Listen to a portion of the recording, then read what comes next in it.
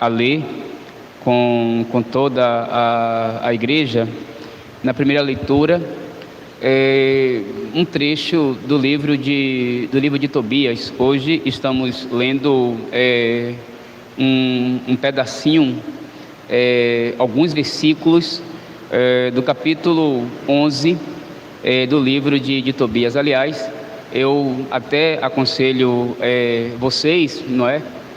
Uma horinha que estivermos em casa, ali mais sereno, mais tranquilo, ao invés de sei lá, de estar assistindo esse ou aquele programa televisivo, que às vezes até pode até ser um entretenimento, mas às vezes tem aquele programa que não acrescenta absolutamente nada a nós. Então, não veja, pare um pouquinho. Nós estamos lendo agora, meditando o livro de Tobias com a igreja, vamos terminar. Toma o livro de Tobias, abre a Bíblia, toma o livro de Tobias e lê. Não é? Como a gente vai ser edificado. Como a gente vai ser edificado. Não é? Algumas pessoas dizem assim: padre, às vezes eu não leio a Bíblia porque, por vezes, eu leio e não entendo nada. Por vezes eu leio e é tudo muito difícil. Não queira entender, só queira realmente pedir a Nosso Senhor a graça de mergulhar na palavra dele, a graça de deixar a palavra de Deus tocar no coração. Eu passei uma boa parte da minha vida, porque a igreja me mandou fazer isso, estudando Bíblia, não é? E estudei alguns livros. Claro que eu tenho conhecimento da Bíblia toda, não é? Mas eu não sei a Bíblia toda, eu não sei, e porque é palavra de Deus, e o som está um pouquinho com um pouquinho de eco, um pouquinho de eco, me incomoda um pouquinho. Então, eu não sei toda a Bíblia, não é? Naturalmente que eu sei muita coisa, mas cada vez que eu leio, cada vez que eu medito a palavra de Deus, é sempre uma coisa nova, porque é palavra de Deus. Eu jamais vou cair nesse absurdo e nesse pecado de dizer assim: eu já sei, eu já conheço, de maneira nenhuma. Aliás, eu já até contei aqui a vocês que de vez em quando algumas pessoas me perguntam assim: padre, me indique aí um bom livro sobre Jesus Cristo. Aí eu sempre digo: os evangelhos. E aí algumas pessoas dizem assim: já li, padre. Aí eu fico assim: já leu? Lê de novo. Lê de novo, porque é uma fonte que a gente vai tirando água, vai tirando, e a água nunca seca. Lembra quando eu falei aqui da Trindade? Não é que os padres da igreja, quando falavam do mistério da Trindade, usava a imagem de uma montanha que você sobe, aí você pensa que chegou ao topo da montanha, aí você descobre que tem outra montanha, e que tem outra, e que tem outra, e que você não para de subir, porque as coisas de Deus são assim. As coisas de Deus são assim. Algumas pessoas dizem assim: padre, eu não venho para a missa porque é sempre a mesma coisa, é sempre o mesmo rito, é sempre os mesmos gestos, não é? Ou seja, a gente não pode se acostumar porque é sempre o mesmo rito. Se a gente se acostuma, a nossa fé ela vai minguando.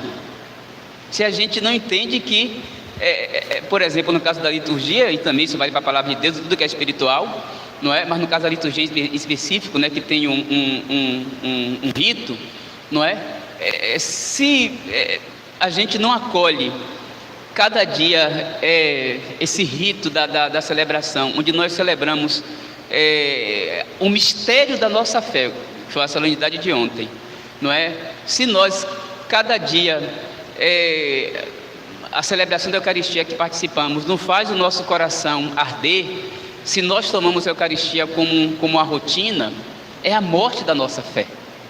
É a morte da nossa fé. É por isso que aí nós, padres, e o povo também, não é?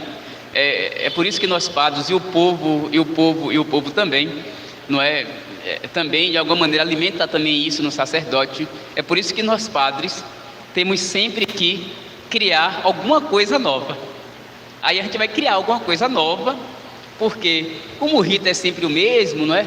E para muita gente é aquela rotina, entre aspas, até um certo marasmo, não é? Então eu tenho que criar alguma coisa. Aí eu vou criando cada dia, e aí a liturgia, não é? Ela vai se tornando cada vez mais invencionices, nem tem essa palavra, estou criando agora, vai se tornando invencionices desse ou daquele, porque eu não acolho a liturgia como algo que cada dia é nova, porque é o sacrifício de Cristo e que deve fazer o nosso coração arder, tal qual com a palavra de Deus.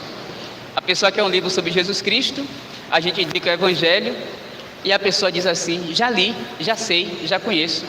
Nunca, porque é palavra dele, não é? Aliás, a palavra de Deus é mais do que a Bíblia. A Bíblia é a palavra escrita, mas a palavra de Deus é uma pessoa, é Cristo Jesus. Assim também como para nós a Eucaristia é uma pessoa. A Eucaristia é uma pessoa viva. Quando eu comungo a Eucaristia, é a nossa fé, eu estou comungando Cristo, o próprio Cristo. Claro que Cristo não está na palavra como está na Eucaristia. Não está. Na Eucaristia ele está de maneira incomparável. É ele mesmo na Eucaristia. Vejam, quando eu toco na Bíblia, a Bíblia é um livro sagrado, se chama Sagrada Escritura. Quando eu abro, eu me encontro com Deus, mas quando eu estou com uma Bíblia, eu não estou com Deus, eu não estou tocando em Deus fisicamente, mas Deus me fala na Bíblia. A palavra dele é Jesus Cristo, mas quando eu abro a Bíblia, eu me encontro com essa pessoa, mas eu não me encontro com essa pessoa realmente como eu me encontro na Eucaristia. É por isso que o grande tesouro para nós da fé é a Eucaristia, não é? Se vocês um dia quiserem ver lá minhas Bíblias lá, eu devo ter mais 100 Bíblias, mais 100, não é? Mais 100, tem muitas em diversas línguas, e pelo menos uma dezena delas é para estudar. Então, se vocês verem a minha Bíblia, as minhas Bíblias de estudo são todas escadas. Uma vez eu mostrei uma pessoa que estava me visitando, e a pessoa disse assim: mas Padre Sérgio, que sacrilégio riscar a Bíblia. Eu falei: não é sacrilégio não, de maneira nenhuma. Eu risquei a Bíblia aí como um livro. Agora, eu não posso chegar aqui e riscar a Eucaristia. Aí é um pecado gravíssimo. É um pecado gravíssimo. Não é? Porque Jesus está ali na Eucaristia. Mas quando eu abro a palavra, é claro que Deus me fala, é claro que eu encontro Deus também na palavra, mas não realmente como eu encontro na Santíssima Eucaristia, que é o tesouro da igreja. Mas o fato não é, quando eu abro a palavra de Deus, eu nunca posso dizer que já sei, que já conheço, que já li, não é? Esse texto, porque é sempre uma palavra nova. Então, quando eu vou abrir o texto, claro, eu posso em algum momento participar de um curso mais rebuscado, onde eu vou estudar ali a Bíblia, onde eu vou saber informações, históricas sobre o contexto. Mas quando a gente vai fazer a leitura espiritual, não é esse o objetivo. A leitura espiritual, para nós, é uma leitura espiritual. Pode ter ali um ou outro ensinamento do sacerdote, mas é uma leitura espiritual para quê, Padre Sérgio? Para alimentar em mim a fé, para alimentar em mim o gosto pelas coisas de Deus, para alimentar em mim um desejo maior de obedecer a Deus, um desejo maior de querer escutar a Deus, um desejo maior de querer ser obediente aos seus mandamentos. Então, quando estiver lá em casa e às vezes assistindo aquele programa, como eu repito, que pode até entreter a pessoa ali por alguma hora ou algumas horas, mas no final das contas não vai edificar a pessoa. Mas para um pouquinho, leia o livro da Bíblia. O livro de Tobias, acho que tem 13, 14, 15 capítulos, não sei agora, não me lembro agora exatamente se é 13 ou se é 14 capítulos, não é? Acho que é 13. Mas, como nós seríamos edificados tomando esse texto? Nós estamos lendo, e começamos a ler esses dias, só que estamos lendo de maneira partida, de maneira, não de maneira sequenciada, não é? Já teve segunda-feira que não lemos, porque foi festa da visitação. Tivemos também ontem, não lemos, porque foi solenidade de Corpus Christi, com leituras próprias. Então nós estamos lendo de maneira partida. Então, o livro de Tobias é extraordinário, a gente pode refletir sobre tantas coisas, não é? Por exemplo, é no livro de Tobias que nós encontramos a menção do arcanjo Rafael, não é? Que é o anjo que cura, não é? É um livro belíssimo, não é? Depois, o livro de Tobias também, ele é muito utilizado em celebrações matrimoniais, não é? Porque é belíssimo, porque quando o Tobias se casa com Sara, que é sua parenta, né? Quando Tobias se casa com Sara, antes das núpcias, não é? Os dois que eram muito piedosos, não é? Um casal piedosíssimo, eles vão rezar, não é? Eles vão oferecer a vida deles a Deus, eles vão oferecer o amor deles a Deus, eles vão oferecer a nova família a Deus, eles vão oferecer até mesmo, que coisa belíssima, a intimidade deles a Deus, não é? Algumas pessoas dizem aí que a igreja é contra o sexo, por exemplo. Pelo contrário, a igreja diz que feito dentro das vias corretas, não tem nada mais sagrado no matrimônio do que a intimidade sexual, ou seja, a doação dos corpos.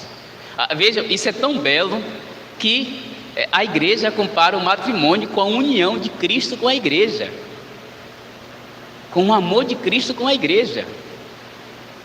E a vida de Sara e Sara e seu esposo Tobias, eles não eram cristãos, não eram hebreus piedosos, mas é uma imagem do matrimônio cristão, de como a igreja pensa o matrimônio, não é? Que deve estar também subordinado a Deus e à vontade de Deus. Mas só que nós invertemos tudo, não é? E aí nos perguntamos, por que essa confusão toda que a gente vive, não é?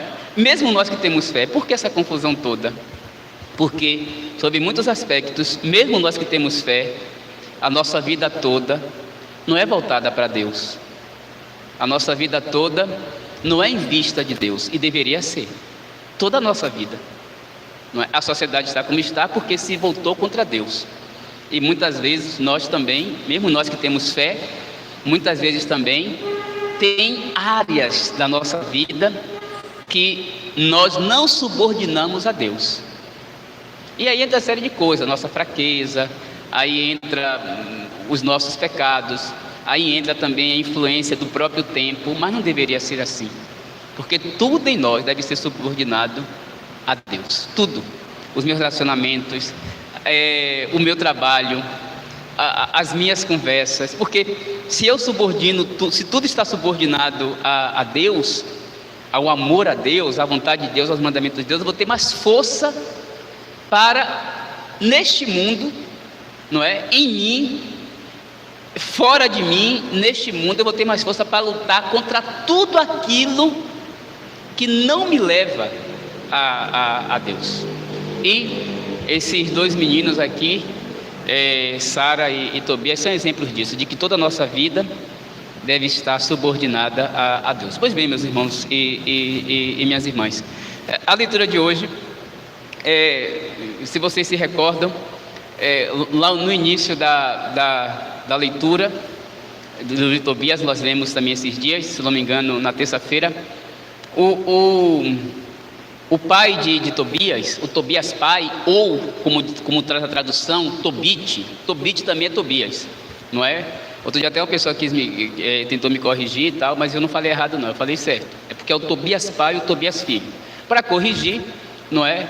A Bíblia fala de Tobit, mas é Tobias também, é o Tobias pai. Mas vamos usar Tobit, como está na Bíblia. Então Tobit, que é o pai de Tobias, não é? Tobit começa a sua história dizendo que ele era um homem piedoso ele é um homem temente a Deus, ele é um homem que procura sempre agradar a Deus, ele é um homem justo, um homem que, como pedia a palavra de Deus, que acolhia os órfãos, que acolhia as viúvas, que acolhia o estrangeiro, que dava uma sepultura digna àqueles que eram mortos e jogados de qualquer jeito nas praças ou fora da cidade. Então ele era um homem tomado por Deus, era um homem justo, um homem, como eu acabei de dizer, que queria subordinar toda a sua vida a Deus. E, para encurtar a história, um belo dia, a sua esposa fez um belíssimo almoço para ele, algo que ele queria comer. A sua esposa fez esse almoço, e quando ele se senta para a refeição, chega o menino Tobias, falando que alguém tinha sido brutalmente morto e jogado na praça de qualquer jeito, não é? E Tobit não podia fazer o que ele fez, porque estaria contrariando as normas estabelecidas, porque o povo hebreu naquela época era dominado pelos gregos. Então ele não podia fazer o que ele fez, mas, como eu acabei de dizer, a vida dele não era subordinada aos homens, era subordinada a Deus. É lei da igreja, é verdade de fé da igreja, não é? Nós cremos nisso. Se uma lei humana contrariar a lei natural e a lei divina, nenhum homem é obrigado a obedecer. Nenhum cristão, nenhum católico é obrigado a obedecer. Não, aliás, eu digo mais, não deve obedecer. Se uma lei humana vai contra a lei natural ou a lei divina, nós não podemos obedecer, não é? É por isso que é duro, não é? Esse exemplo que eu vou dar, e nós conhecemos em muitos países, o aborto, em alguns casos, ou em qualquer circunstância, basta a pessoa querer, o aborto é permitido. Lei. Em alguns lugares, em algumas situações. Em outros, basta a pessoa querer. É direito dela. Mas, para a igreja, isso fere a lei natural e fere também a lei divina. E por isso que a igreja, em qualquer circunstância, a igreja é contra um aborto, não é? E um católico que cometa ou que ajude alguém a cometer, comete pecado mortal. E tem que se arrepender e confessar o pecado. Por quê, Padre Sérgio? Porque, ainda que seja uma lei civil do Estado, ela vai contra a lei natural e vai contra a lei de Deus. Matar uma vida. Mesmo que essa vida tenha sido fruto, por exemplo, de um pecado gravíssimo, de um crime gravíssimo hediondo, não é? Não se responde ao pecado com outro pecado. É simples, porque a cadeia não é rompida, ela continua. E aí dá margem para tudo. Esses dias eu vi uma reportagem terrível. Quase eu não vejo, mas vi por acaso na internet, não é? O pai de um rapaz tinha sido brutalmente morto quando esse rapaz era jovenzinho ainda, adolescente, um menino adolescente. E o menino, desde adolescente, disse que ia vingar o pai. O assassino foi preso, cumpriu parte da pena, e a gente sabe que depois que cumpriu uma pena, é lei do Brasil também, se é certo ou não, não vamos jogar aqui. Depois de um certo tempo de pena, aquela pessoa ganhou liberdade condicional. Não sei se recuperou ou não, o fato é que o menino cresceu com aquilo e cumpriu a promessa. Matou a pessoa que tinha matado seu pai depois de anos. e agora está preso. Mas ele dando entrevista dizendo que feliz, porque tinha vingado o pai. Essa é a sociedade que a gente vive. E o mal assim, ele não é quebrado. Porque a cadeia do mal, se não for quebrada, ela o quê? Ela se expande. O mal, ele não é princípio como o bem, mas como dizem os santos, ele é muito dinâmico. Dinâmico em sentido, Padre Sérgio, se a gente não vai cortando ele vai se expandindo. Ele vai se expandindo. Então, eu não posso obedecer qualquer lei que seja, se ela vai contra a lei natural, e mais ainda, se ela vai contra a lei de Deus, que é a lei da igreja. Eu não posso desobedecer. Então, lá no início, Tobias pai, Tobit, ele recebe essa notícia dada pelo filho, não é? A lei dizia que ele não podia ir lá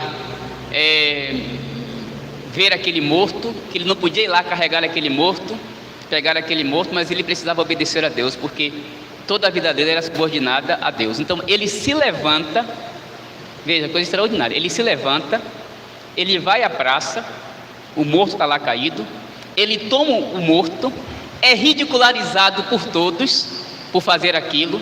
Você é maluco, por isso que as coisas acontecem com você, está vendo, você quer ser bom, você quer ser isso, mais ou menos assim, como a gente fala, não é falando aqui bem da nossa linguagem, mas ele foi, sepultou, deu uma sepultura digna ao morto, depois voltou, coitado, e começou a fazer a sua refeição, e a comida devia estar fria, né? Começou a fazer a sua refeição, e aí diz o texto bíblico, que do teto de sua casa, no teto de sua casa tinha uns pardais, certamente o teto era de palha, não é? Tinha uns pardais no teto, e diz o texto bíblico que excrementos, não é? Excrementos de pardais, não é? Caíram do telhado, justamente nos olhos de Tobit, e ele ficou cego,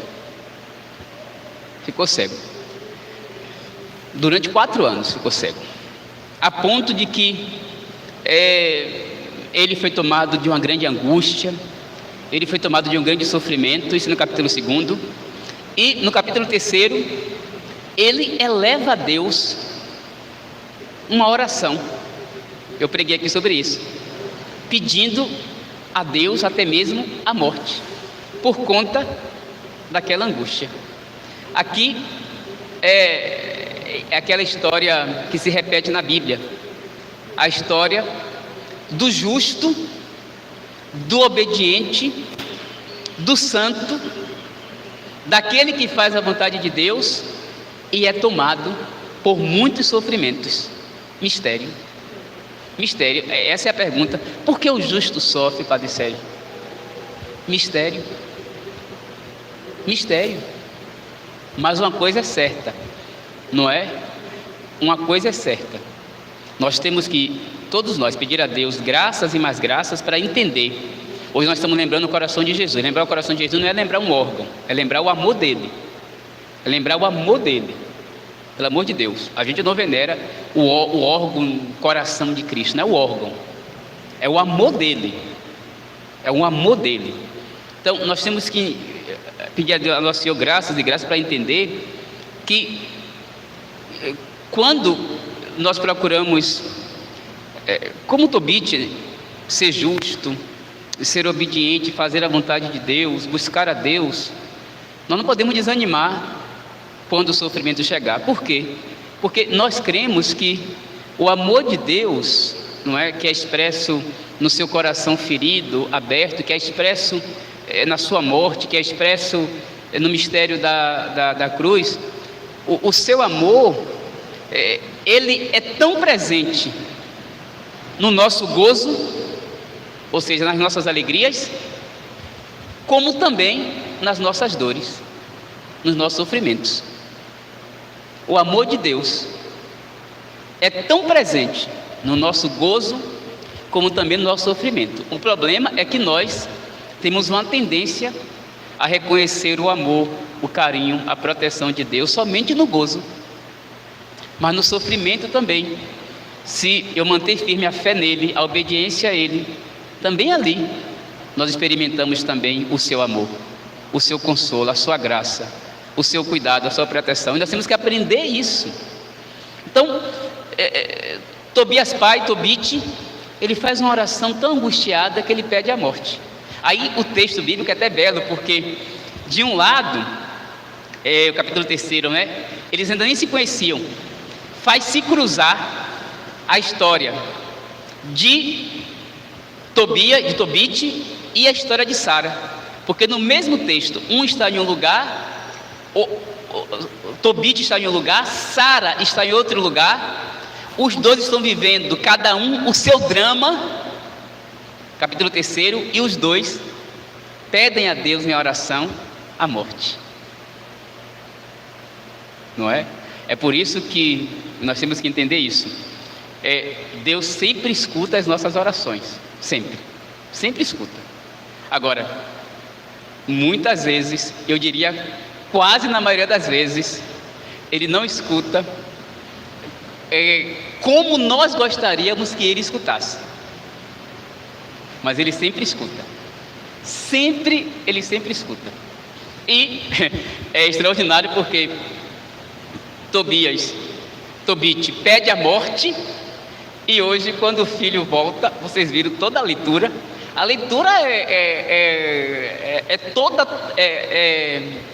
é toda cheia de louvor, toda cheia de gratidão.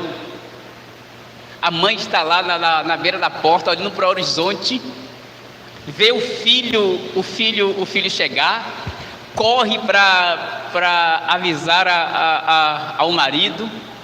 O Tobit vem, não é? Quando encontra o seu filho, começa a louvar a Deus, e o filho toma o fel do peixe e coloca nos seus olhos, e seus olhos se abrem, e eles louvam a Deus, e ele bendiz a Deus. Depois ele vai à porta com a esposa, acolhe a nora, e novamente louvam a Deus. Então, toda a leitura é dentro do louvor a Deus. Veja, aquele homem que tinha pedido lá a morte a Deus, não é? Agora ele bendiz a Deus, não só por ele estar vendo, mas ele bendiz a Deus por ver o filho, né? O filho que voltou depois de uma longa viagem em busca de recursos e em busca também da cura para a cegueira de seu pai. E naquele caminho, o menino Tobias conhece e se casa com a sua esposa Sara, que também era uma mulher atormentada e que também tinha pedido a Deus a própria morte. E o desfecho da história é extraordinário. Por quê, Padre Sérgio? Aquilo que eu dizia esses dias aqui pregando.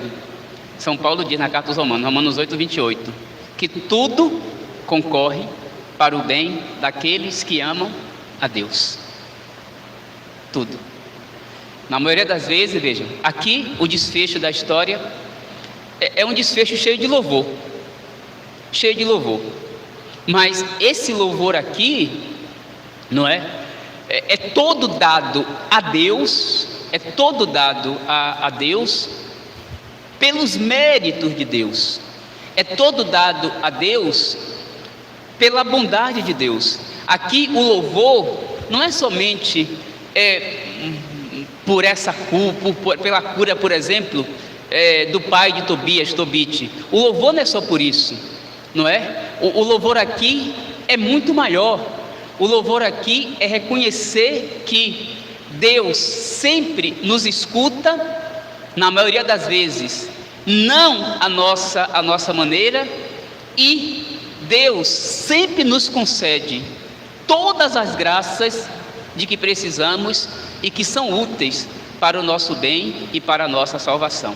O que nós temos que pedir, e aí sim, essa família aqui, que é uma família santa, que é uma família, mesmo com sofrimentos, que é uma família que mesmo o pai, Tobit, tendo pedido a morte a Deus, mas era, como eu disse, uma família onde o próprio Tobit, a sua própria esposa, o seu próprio filho, a própria menina também, Sara, todos estavam subordinados a Deus.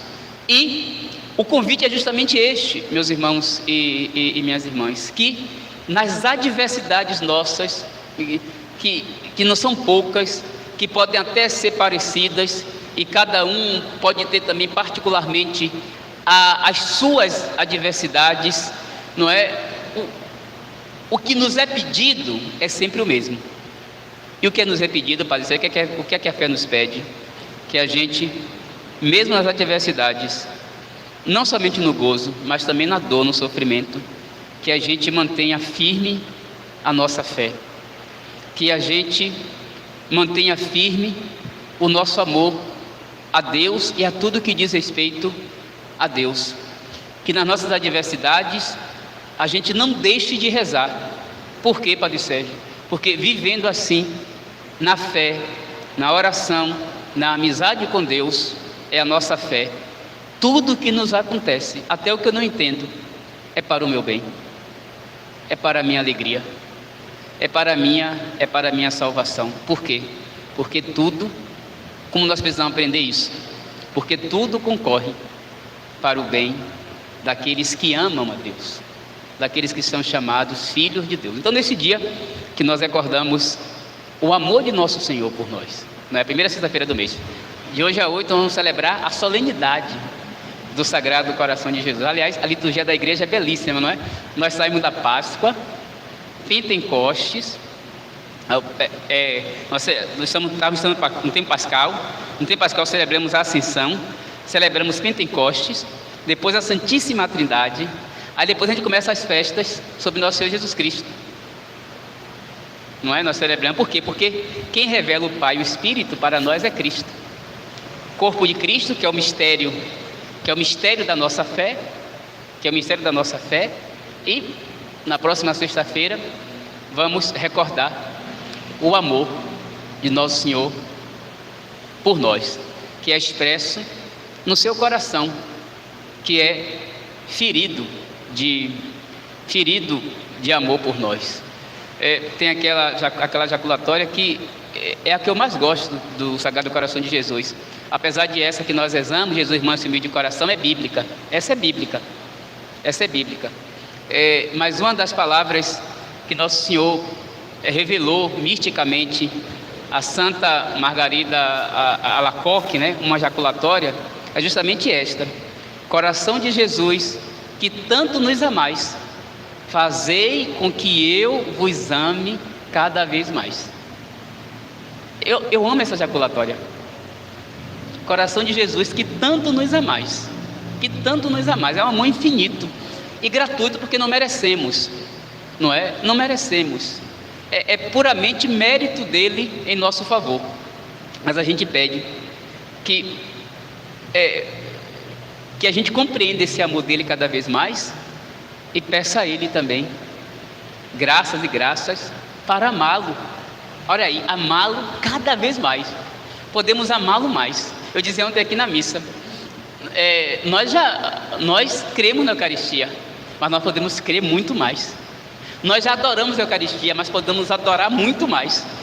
Nós já amamos a Eucaristia, mas podemos amar muito mais, mais e mais. Nós já amamos nosso Senhor Jesus Cristo, nós sabemos do seu amor por nós, mas nós podemos amá-lo mais e mais. Então, vamos pedir ao Senhor que a gente entenda isso, que não só os motivos gozosos,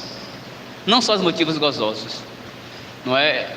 São motivos para a gente amar a Deus, para a gente reconhecer o seu amor e louvá-lo, mas também peçamos a Ele a graça daqueles momentos que são dolorosos, e da mesma forma nós reconheçamos o seu amor e peçamos a Ele a graça de amá-lo também nas situações dolorosas, de permanecermos firmes também nas situações dolorosas.